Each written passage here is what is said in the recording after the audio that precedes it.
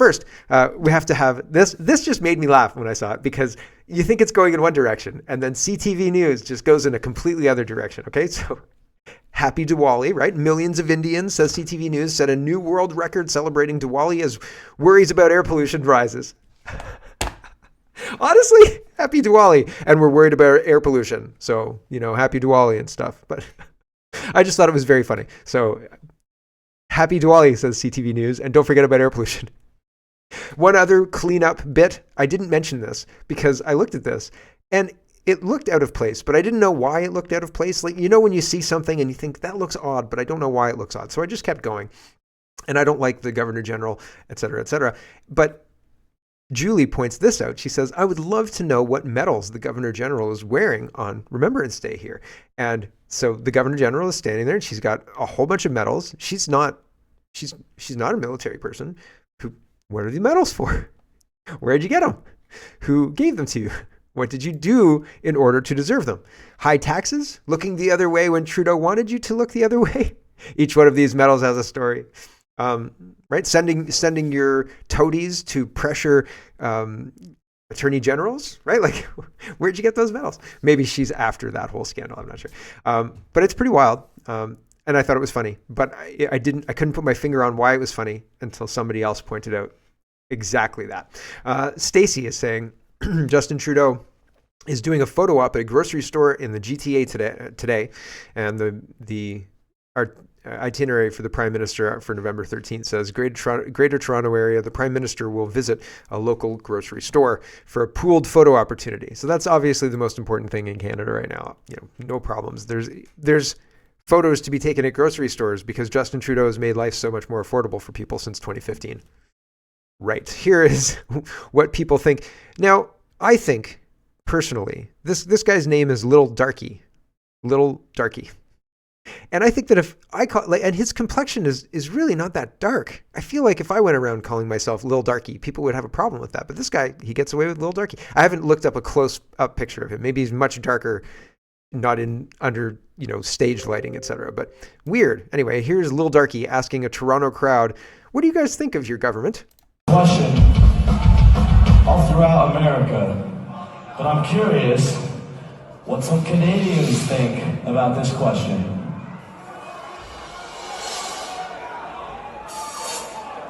Raise your hand if you are happy with your government.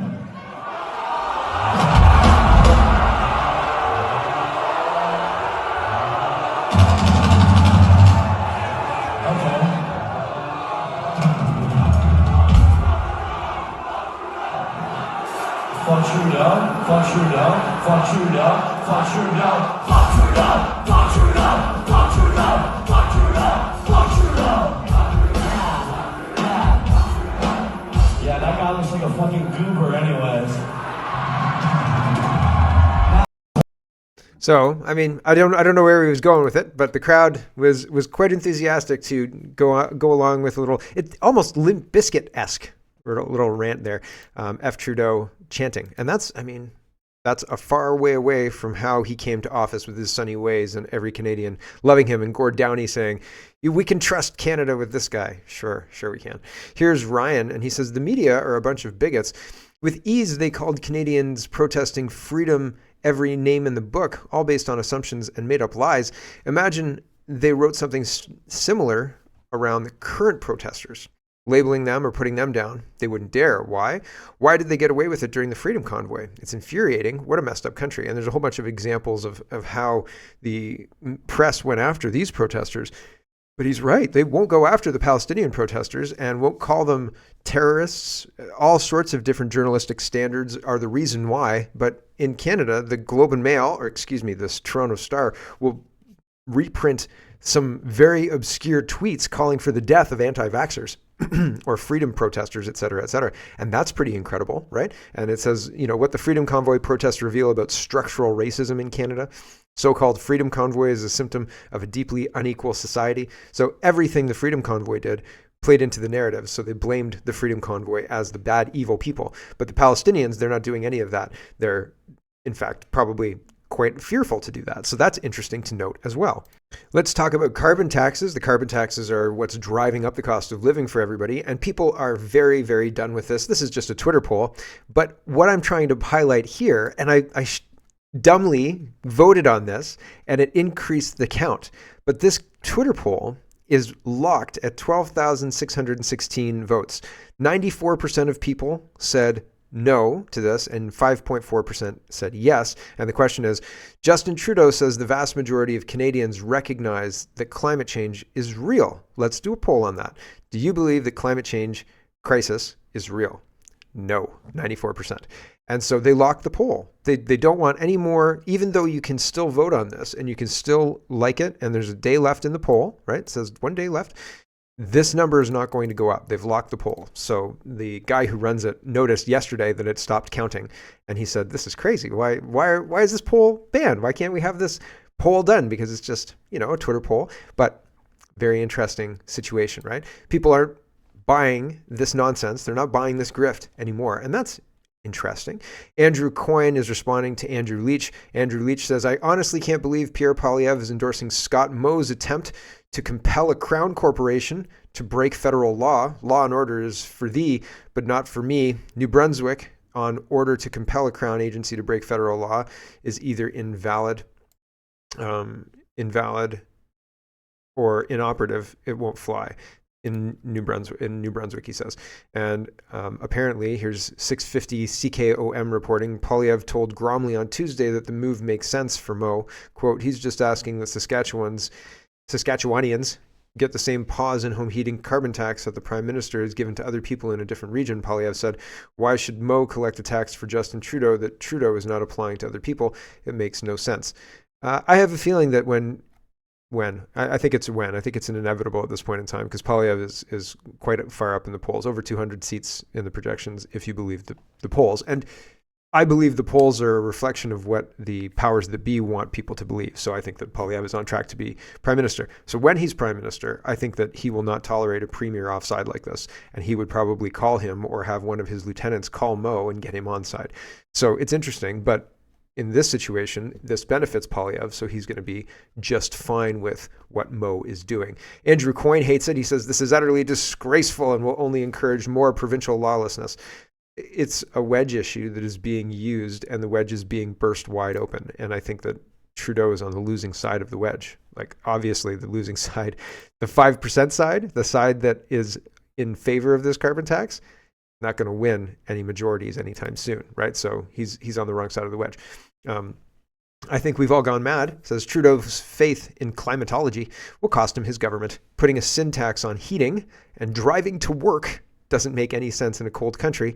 It's downright cruel. Seems climatologists don't have particularly keen political acumen. Right. I feel like Flintstone cars would become, like, if we were living in a place like Florida and you honestly wanted to do away with petrol vehicles, you'd still need the utility of a van. You'd still, like, you've got hockey equipment you need to move. Even like a truck, you'd need the structure of the truck, even if it's not petrol or gas.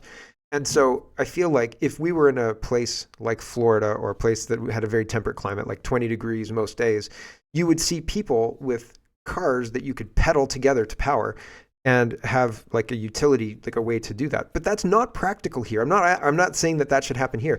That's insanity. And people understand that that's insanity. And also people understand that our modern way of life demands personal vehicles and cheap oil and gas to deliver our food, to deliver our hockey equipment and children to hockey practice, et cetera, et cetera. And in the summertime, to take vacations and things like that. It would be a nightmare. They're pushing these individual scooter things. I don't know if you've seen them, but in Guelph, they've signed some kind of agreement for 20 or 30 scooters that you can rent from the city, and they're in like charging cradles or whatever. The scooters go 20 or 25 kilometers an hour, and you can zip around, and you could get your own, right? And I think that they want to move people from using their cars for trips to the grocery store and things like that to these personal scooter things. And the scooter things would be a nightmare to use in the wintertime. Just a nightmare. But I think that that's how they're trying to move people from, like, oh, you're wasting carbon dioxide, or you're burning too much oil and gas going to the grocery store with your car, so use this electric scooter. And then they'll promote it like the heat pumps, and people will say, "Do you understand that it snows 6 months of the year?" Like 5 months of the year. I mean, jeepers creepers. It's not snowed yet in Ontario. Well, it's not snowed yet in my part of Ontario, but regardless, these things don't work. And yeah, I think that taxing heating and driving doesn't make sense, and people realize that. So it's interesting to watch this whole thing collapse. Here's a Toronto Sun article. It's the Toronto Sun article. I'm not going to read it right now. Here's Frank Grimes Jr. And CBC News says experts say heat pumps can work through frigid conditions, but may not cut greenhouse gas emissions. Well, yeah, obviously. But they'll have experts who say these little scooter things are perfect for grocery shopping because, you can wear a backpack and bring exactly the right amount of groceries you need for today, right? And it's mean to take more groceries out of the grocery store than you need because, we all need to eat, kumbaya, blah, blah, blah. And if you take too much, then other people might not have enough, right? Because we can only make so many loaves of bread because of the price, because of the caps and all of the controls on the grocery stores. To help, of course, right? That Trudeau's trying to implement, which we'll talk about later. Not too far. Frank Grimes says, the article, so he goes through it. He says, first off, the family they're profiling as a success story and are using as a case study, has a gas furnace to offset their heat pump in the winter. So already adding a heat pump doesn't preclude using the furnace, and the furnace would work where the heat pump works in the middle area. Like the furnace would just work. You don't need the heat. I wouldn't need a heat pump. I have a furnace, right? And I wouldn't replace my furnace with a heat pump because you need a backup with a heat pump. Second, they mentioned a 2022 Natural Resources Canada study which found greenhouse gas emissions would increase if a 2-story home built after 1980 in cities like Regina, Calgary, and Edmonton switched from natural gas heating to cold climate air source heat pump. Third, as they promote the government's $5,000 free heat pump promotion, their case study admits their heat pump costs $45,000 to install, and the only money they've saved so far is from using their new gas furnace. Wah wah. Fourth, while they acknowledge that it's true heat pumps don't work in colder climates, experts say that there are some newer models that do. These new scooters with the bigger tires, these work in snow, don't worry. Experts tell us they do. And here's an article that says it because the experts told us. Not only do we still need proof of this, all models being installed currently in Canada do not work in cold Canadian winters. Fifth, they cite a Canadian Climate Institute report that did not even study single-family homes with a heat pump only. The homes had heat pumps and needed to be offset by gas. And for apartments, gas is still the cheapest heating source over heat pumps. And finally, they call heat pumps a green, energy-efficient option, but acknowledge that heat pumps get their energy from the power grid, so in reality, they're as green as the grid. And since Alberta and Saskatchewan get most of their energy from oil and gas, it will not change anything. So it's a ridiculous prospect. It's a dumb idea, and it's not going to fly because it doesn't work. Fundamentally, if you were offered an iPhone and you had a flip phone, you could clearly see the benefit. You saw your flip phone and how annoying the T9 texting was. And you saw this little keyboard you could use on your iPhone, and you saw you could check your email. The option was an obvious upgrade. And you thought to yourself, how much is that thing? Yes, I'll pay that. For sure, I'll pay that. I would have paid double, and now we do. But the heat pump is not that obvious. And it doesn't even have a nice graphical interface or keyboard or anything like that. The heat pump doesn't have the features over top of the furnace. In fact, the furnace outperforms the heat pump. There's no reason to switch to it. And so they need the incentives in order to herd people to switch to it. But the incentives aren't good enough because it's a crap product. It would be like switching from your iPhone back to the flip phone. Although Amazing Polly makes a good argument about that. Pretending that both were equal on privacy and safety, and you were just looking at the technological options on the flip phone versus the iPhone, it would be like going backwards.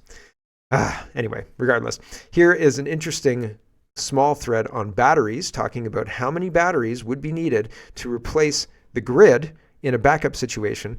And it makes a good case, a good argument. And I haven't done the math, so I haven't double checked this guy's math. I'm not sure if he's 100% right, but if he's correct, take everything with a grain of salt, then he makes a compelling argument that battery backup may be good for your house for a short period of time, but it is not viable to back up all of the needs of the United States power on batteries because you just wouldn't get the time period. You wouldn't get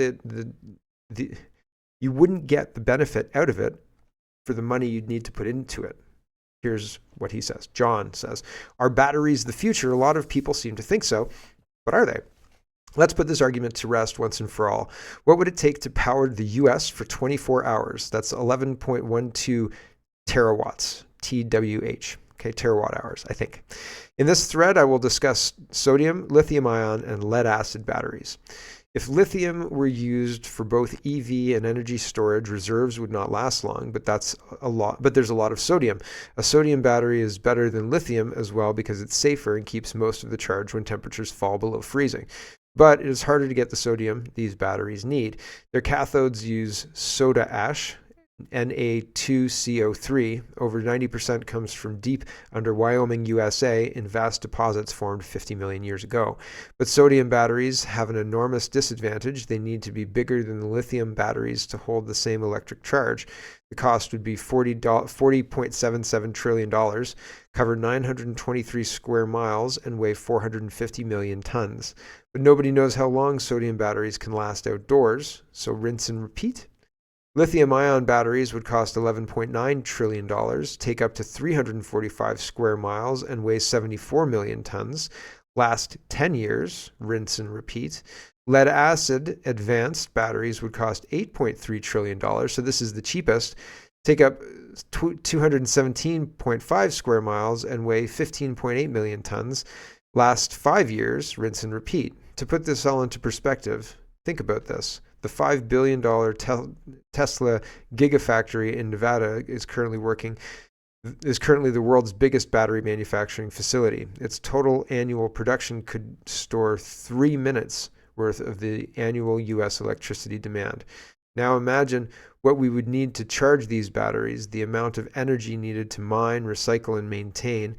Are batteries the future? You be the judge. All figures derived using data from the Department of Energy. Research progress in sodium-ion batteries, cathode, anode, electrode, and binder. And then that's what he's talking about, the sodium batteries.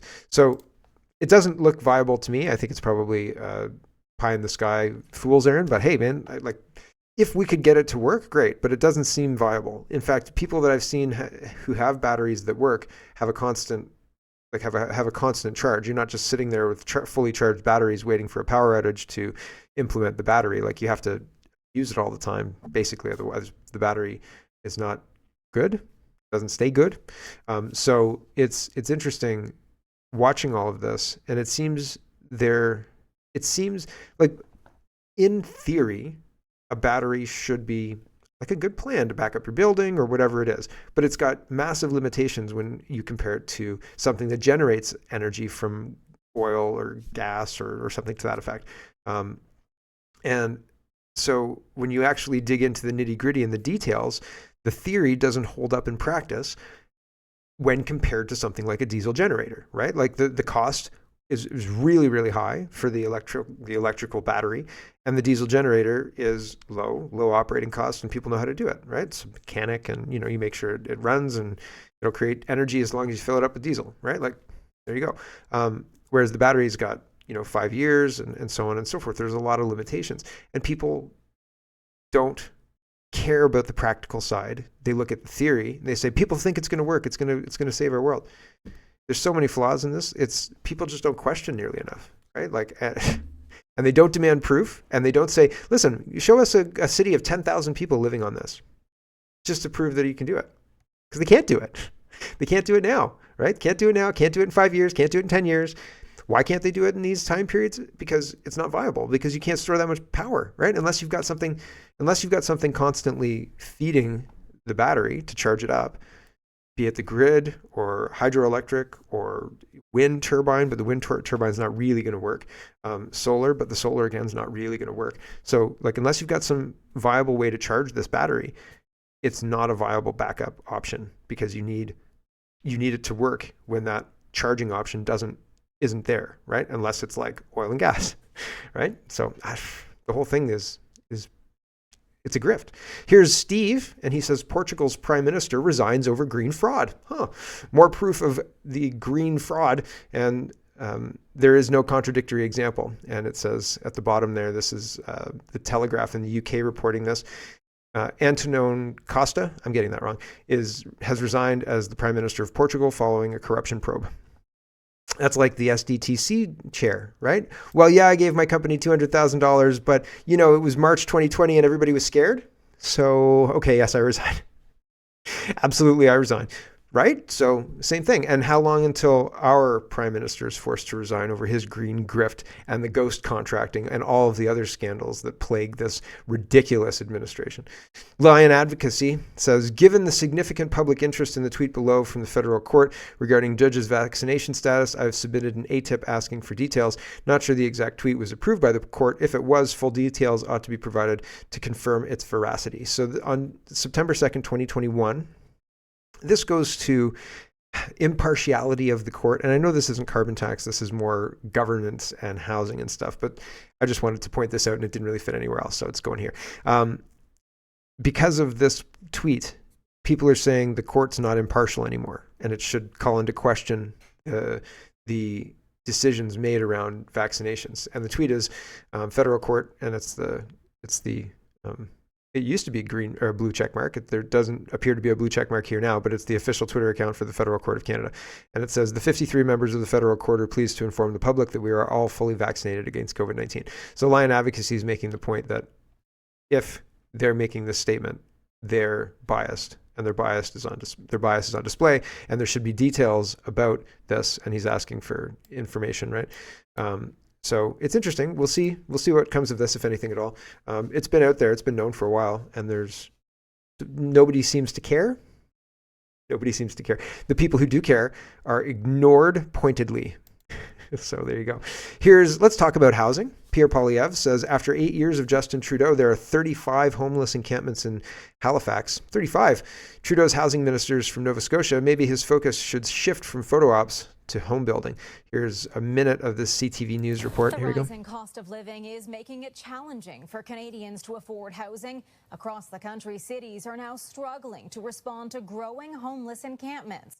But a small community in Nova Scotia is pitching in to help. CTV's Atlantic Bureau Chief Krisan Ashkate explains. Up to 40 people are living in this homeless encampment in Lower Sackville, Nova Scotia. Each person here with their own story of survival. I've been houseless for about 4 months now, and I've been living in this ball field for almost 3 of those. I've been homeless on and off since the age of 17. With winter almost here, volunteers calling themselves the Gated Community Association wanted to help, bringing in donations to the park, everything from food and clothing to propane tanks to keep people warm. The support that we're getting from the community is phenomenal, and a lot of people are saying that it's restored their faith in humanity. This is just one of 35 encampments within the Halifax region. More than 1,000 people are without a home. So we'll deliver propane tanks to their makeshift tent city and keep them that way because we make a damn good salary doing that. I'll tell you, right? That's pretty wild. Sean Fraser responds to Pierre Poilievre using that clip, and he says people living in encampments are not political pawns to be used for likes. They're human beings who deserve respect and support. Why are we importing people we can't house if human beings deserve respect and support? Why are we lying to people about the opportunities that are available in Canada when you can't get housing and the groceries are too expensive? Anyway, back to this. Pierre voted against our programs that fund local efforts to address homelessness, and his housing plan forgot to mention this issue. Again, the Liberals are trying to jump over the provincial politicians and directly deal with the municipalities and give them money with strings so they take more and more control of the municipality, right? There's supposed to be a second. Okay, here it is. He says, I'm going to work with people who care about the vulnerable. I've got no time for those who use homelessness for such shameless self-promotion. What about the people who are making $300,000 a year as CEOs of end homelessness corporations that use homelessness to make all of their salary from government grants? How about people like that, right? Jeepers creepers. Are they working to end homelessness, or are they just working for a really high salary while they pay lip service to a terrible problem that didn't exist before 2015, to be very clear? I mean, homelessness existed, but not to this level. And tent cities certainly didn't exist to this level. He continues, FYI, on Halifax, we signed a deal to create a team focused on affordable housing. Last week, I joined the CAE Homelessness in Halifax to work with the sector addressing homelessness. Today, I spoke with a Halifax organization to discuss funding for veteran housing. Now back to work. These guys, the Canadian Alliance to End Homelessness, leads a national movement to end homelessness in Canada. I think this is the group of people that I was talking about, where the CEO of that group, I think it's that group, makes like $300,000 a year, between $250,000 and $300,000 a year. That's pretty wild, right? That's a lot of money, right? Can you imagine? Can you imagine if the CEO wasn't making hundreds of thousands of dollars, multiple hundreds of thousands of dollars? Two of the deputy people are making $120,000 a year. It's a lot of money, man. I mean, do you need to be paid that well to end homelessness? The premier of New Brunswick makes $190,000 a year. Right? Like, holy smoke. Anyway, Libs of TikTok says, Gavin Newsom declared a state of emergency over a massive fire that broke out into Los Angeles, causing a major freeway to shut down. Many suspect it started in a homeless encampment littered with drugs housed under a freeway. Do you know that in 2021, there was an average of 25 fires a day at homeless encampments in Los Angeles? So why are the Liberals importing American-style politics and American-style homeless encampments? And how long before the massive fires in these tent cities started early yesterday morning in an industrial area near 14th Street in Alameda. So intense it melted fences and guardrails along the 10 freeway and caused chunks of concrete on the freeway's columns to break away. 2 fire trucks were damaged and cars, pallets, shipping containers and more in the storage yards burned. It took more than 160 firefighters hours to douse the flames. Crews were monitoring hotspots into yesterday evening. There was a homeless encampment underneath the freeway that sent people running for safety when the fire broke out. Fortunately, no one was hurt, and the city is helping those that lost their belongings and who need shelter. As for the cause of the fire... Did they have insurance? Hello, I'd like to put insurance on my hovel. Yeah, no, it's under the freeway. No, we don't have a propane heater, but the neighbor does. We're not really worried about our stuff, but enough to take out insurance. Yeah, thanks. I remember having a conversation a few years ago with nieces and nephews and people who were just coming into having their own apartment back when you could afford that, right? And so one of them had moved into a place where they were like a room, and they're going to school and things like that. And big family, lots and lots of other people having input, et cetera, et cetera, et cetera. And somebody asked, who's in the insurance industry, do you have insurance? And some people groaned, like, get off it, get off it. And they were like, no, like most people are underinsured. A lot of people, especially renters, are underinsured. They should be aware they shouldn't get insurance. And it was just funny because then some of the older people who maybe should be insured were like, what do you mean renters insurance? And then the other adults started laughing and saying, yes, you should definitely look at having insurance. But I don't think you can actually insure a hovel under a freeway. That's the joke. Okay. Wall Street Silver says, it's just a matter of time before this opens civil war in many European countries. A few million more fake Muslim refugees brought into Europe, and they will have civil war similar to Lebanon. Islam is a political ideology of conquest, and they're not interested in living peacefully in Europe. This is not an accident. This is not a situation where, oops, one day a whole bunch of Muslims showed up and started trying to take over the United Kingdom through claiming Palestine deserves to be free or anything like that. This isn't an accident. In fact, there are written plans talking about doing exactly this. So it's weird to watch it unfold. I mean, weird is not really the right word, but it's almost unbelievable. Like you look at it and you think to yourself, you read the words of these long-standing plans, things written in the 50s and 60s, and you think to yourself, are people that, what's the word, dogmatic to stay on track, to look at a plan from the 60s, raise their children in a way that is in line with that plan, and actually execute in a way that is that actually looks to be bringing it to fruition?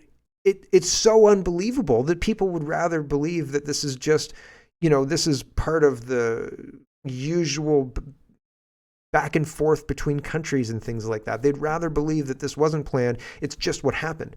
And I can't get there. I can't just think that this is not somebody's plan because it seems so well planned, and also it seems very, very in line with the plans that have been written down. So it seems really, really wild to watch this unfold, and it seems like a good argument that if Canada continues on the path that it is, and make no mistake, we are, then that conclusion is inevitable here too. And I hope that I'm wrong about that. I hope that Wall Street Silver is wrong about this. But Radio Genoa says clashes between British patriots and immigrants in London. Corrupt EU politicians wanted chaos and they got it. They're sowing chaos in the West on purpose in order to come in and save the West in their image with digital IDs and central bank digital currencies. Hello everyone, thanks very much for watching. This is just a short version of a longer show. If you'd like to get the whole show, you can go over to CanadaPoly.com and sign up for a subscription. Just look in the drop-down tab for Shop and Donate and look for subscriptions, and you'll get immediate access to the full show. Love to see you. Thanks for watching, everybody. Have a wonderful, wonderful